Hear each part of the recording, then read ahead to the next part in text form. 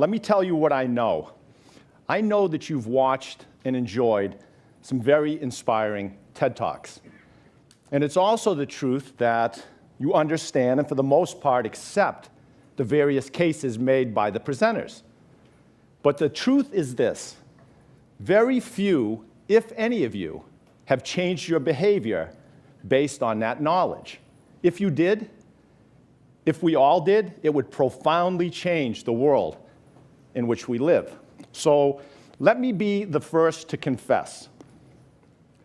I've watched Sir Ken Robinson make his very moving case for an education system that encourages and nurtures creativity. And I wholeheartedly agree with him.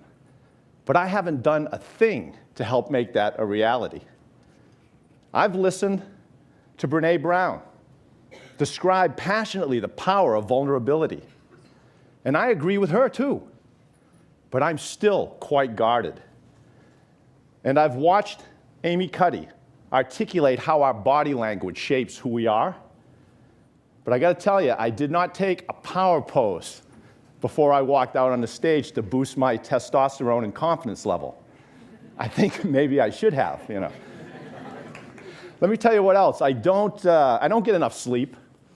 I use too many paper towels. I know that. I sit at my desk for hours on end without moving, and I still buy bottled water. What am I doing? What are we all doing? Now, Gandhi said the difference between what we are doing and what we are capable of doing would solve most of the world's problems. I know this difference firsthand. I mean, just recently, I was encouraged to hear from executives at a well-known organization that they fully understood and agreed with the advice I provided.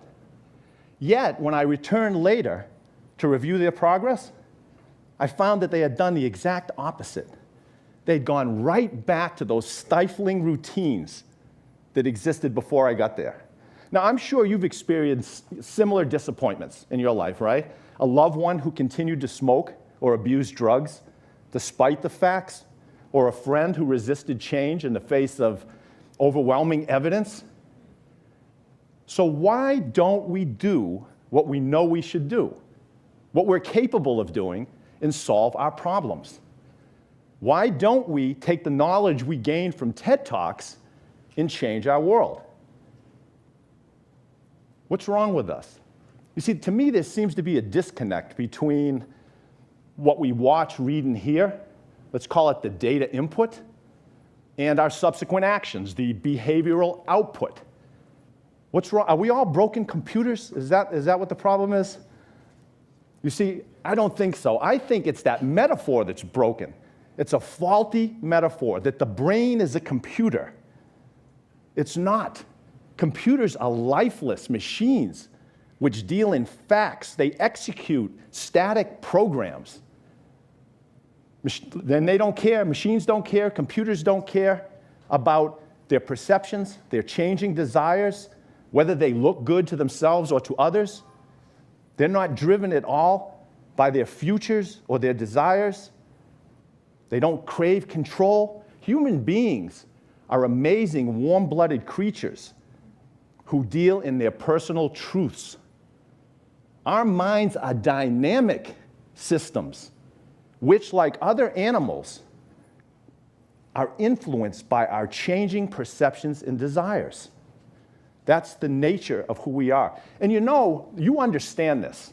You do. Intuitively, you get it. And that's why when comedians make this apparent to us, we start laughing, don't we? Take a look at this and tell me, would you suddenly, if you were a computer, would you suddenly desire to eat this menacing-looking creature simply because someone changed its name? No, a computer wouldn't do that, right? It makes no sense. But human beings do. In 1977, a fish wholesaler named Lee Lance was first exposed to this crazy-looking fish, the Patagonian toothfish, which at the time, fishermen considered junk, throwaway. I mean, if you were reeling this thing in, wouldn't you throw it away? I'd throw it away. But Lance, he sensed that people would enjoy its white flesh and mild taste, but not its name. So he began selling this cold water cod as Chilean sea bass. Now, you heard me right. It's not even a bass, it's cod, right? Now, is this important? Why is this important? Or is this just a fish story? It's very important to understand because it tells us how human beings respond in the world and how they make decisions. To me, Mark Twain put it best. He said, when we remember we are all mad, the mysteries disappear and life stands explained. We are not fleshy machines who make decisions based on the facts. We are mad, feeling creatures who are being pushed and pulled by our environment, by our instincts, our truths. I know what you're probably thinking, some of you, maybe most of you. Facts, truth, come on, what's the difference, right? Trust me, there is a profound difference. And if you're interested in solving your problems and changing the world, you need to be intimately aware of what that difference is. The screenwriter, Robert McKee, wrote, "What happens is fact, not truth. Truth is what we think about what happens." So here's a fact. You and I are outgrowths of a huge living sphere that's rocketing through space right now faster than a bullet shot out of a gun around another ball of fire. That is a fact, but it is not your truth. You see, if it was your truth, if you defined yourself as the world rather than this little short-term passenger on it, it would profoundly affect how you live your life. Now listen, certainly we make decisions based on facts. Let's end that debate right now, right? Like the price of a cup of coffee, which I just read is going up. So go get your coffee now. But we only do that if those facts support our personal truths, and primarily these three. Aesthetics, the look and feel of what we perceive. Control, whether we believe we have control over what we perceive. And identity, how the choices of what we perceive will affect our futures, especially the evolving story of who we think we are and who we want to become. Aesthetics, control, identity. So let's start with aesthetics, because in our environment, that's where we usually start, right? What draws us into anything new. So aesthetics is simply our desire for sensory pleasure and stimulation. The look, feel, taste, and engagement of stimuli in our environment. We're drawn to beautiful, fun, and entertaining objects and experiences like an iPhone or the latest blockbuster film. But here's the thing. Like a field exploding with flowers, there's always a new, colorful, enticing thing popping into our view. And it is in our nature to be drawn to it. And it's the nature of the evolving marketplace to keep producing them. So like bees and butterflies, we're being pushed and pulled by our environment, and we're largely unaware of it. But unlike simpler creatures, human beings have the amazing capacity to imagine and construct our future. And that's why we're always making predictions, right? Because we want to be able to predict and steer our journeys. And what's the environment do? It responds to that desire with devices, experience, and data to help us do just that, to predict the results that we can expect, and to help us measure and optimize everything. Like our calories, the expenditure of calories, our charitable contributions, even our travel plans. Now, I don't know. I've been thinking a lot about this. Maybe measurement and data, maybe that'll solve all of our problems. I don't know. What do you think? I don't know. I have my doubts. It was probably about a little while back, a couple months ago, I saw this guy at the gym flat on his back, shaking his hands like this. And I got really nervous. I walked over and I said, hey, are you okay? And he says, look, I'm fine. I have my family and my friends, we upload our activity levels each night to the internet so we can track each other's progress. He had that little activity tracker attached to the glove on his hand. He said, I'm just adding more steps to my workout.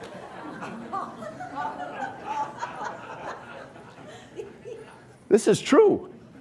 Because why? Because he cared about his story, the story about him and what other people thought. See, Mark Twain and all the other humorists, they had it exactly right. We are all nuts people. And once we understand that, everything starts to make sense. Now listen, just as our tastes change and evolve, our sense of control waxes and wanes. It's like traveling or any personal or professional relationship, right? Sometimes we're behind the wheel, we're in control, and at other times, we're passengers on someone else's trip. So a sense of control is important in that it helps us feel engaged, empowered, but it's not enough to prevent us from jumping off to a different vehicle. So what is? What keeps us interested, engaged, even zealous? You know what your mind's telling you does that? I know. It's that faulty metaphor kicking in again. That dangerous thought that says, I know what it is. It's information. If we can just get more data up there and do it in an engaging and persuasive way, that will keep people invested, passionate. But we've already learned that's not true, because our brains are not those types of machines that make decisions based on facts. So what is it? What does it? It's not information. Information doesn't move us. Desire moves us. And desire is ignited and grows around our most potent personal truth, our identity. The stories we tell ourselves about ourselves. Who we think we are is why we do what we do. In 2013, I was fascinated by this little study out of Stanford University. It was called Virtual Superheroes. So the researchers gave participants the ability to fly using virtual reality. Some were passengers in a helicopter. Others flew under their own power with their arms extended. What the researchers found was that the people who flew like Superman were later more likely to help other people in the real world. You know what their theory was? Their theory was that their inner experiences inspired them to embody the role of superhero without them having the slightest clue. Well, I'm here to tell you, it's not a theory. It's a universal truth. We embody our roles, our values, our stories. We live in those stories, and we live according to them. We feel like rebels when we zip up our leather jacket and hop onto our motorcycles. We imagine ourselves as published authors when we grab another cup of coffee and sit down to confront a blank page. And sadly, if we think of ourselves as old and worn out, we become old and worn out.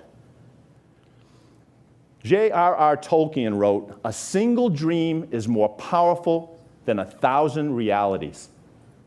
Those 1,000 realities, those are the facts, the data, and we are hypnotized by a powerful and dangerous illusion that those realities will cause us to care, agitate for change, and improve lives.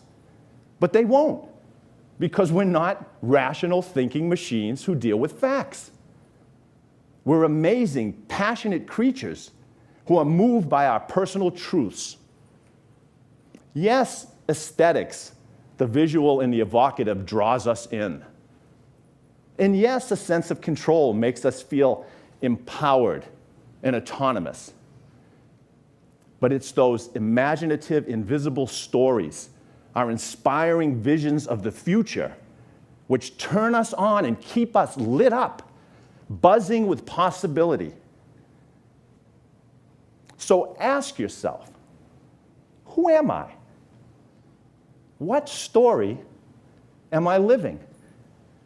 Because it's our identity, it's our personal narratives that move us to change the world and to improve our lives and the lives of others. Thank you. Thank you very much. Thank you.